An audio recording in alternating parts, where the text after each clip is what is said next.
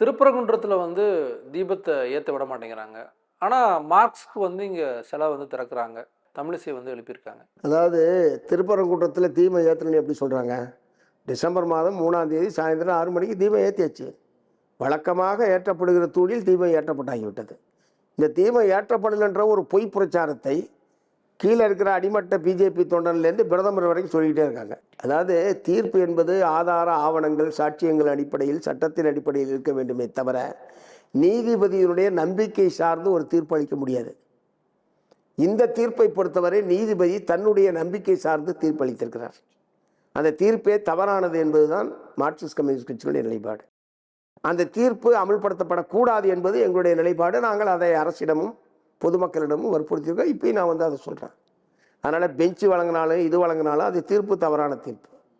ஆகவே அந்த தீர்ப்பு ஒரு தீர்ப்பினுடைய விளைவுகள் என்னாகும் என்பதை பற்றி ஒரு ஆட்சிக்கு கட்டாயம் அது கவலைப்பட வேண்டும்.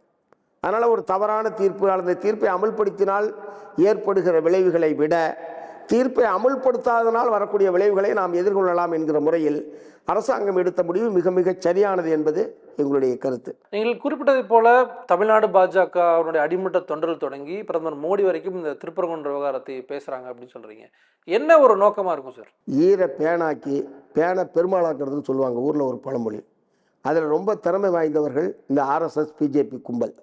இந்த சின்ன பிரச்சனையை பெருசாக்குனது திட்டமிட்டு 2026 சட்டப்பேரவை தேர்தலை மையமாக வைத்து இதை வைத்து ஒரு தேர்தலுக்கான ஒரு வாய்ப்பாக பயன்படுத்த முடியுமா என்கிற ஒரு திட்டமிட்ட நோக்கத்தோடு தான் அவர்கள் இந்த பிரச்சனையை கையில் எடுத்திருக்கிறார்கள். ஏனென்றால் ஏற்கனவே ஒரு ஆர்ப்பாட்டம் நடந்தபோது திரு எச் ராஜா அவர்கள் தென்னிந்தியாவினுடைய அயோத்தியாக திருப்பரங்குன்றத்தை மாற்றுவோம் என்று பகிரங்கமாக பேசினார்.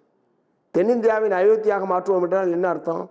ஏற்கனவே அயோத்தியில் என்ன நடந்தது, அதை ஒட்டி நாடு பூரா என்ன நடந்தது? அதனால அவங்களுக்கு வந்து கூச்சராச்சலே கிடையாது. அவங்க பகிரங்கமாக ஒரு கலவரத்தை உருவாக்கி அதன் மூலமாக தேர்தல் ஆதாயம் அடைவது என்பதுதான் திருப்பரங்குன்றத்தை அவர்கள் இவ்வளவு பெரிதாக மீண்டும் மீண்டும் பெரிதுபடுத்தி கொண்டிருப்பதற்கான காரணம்.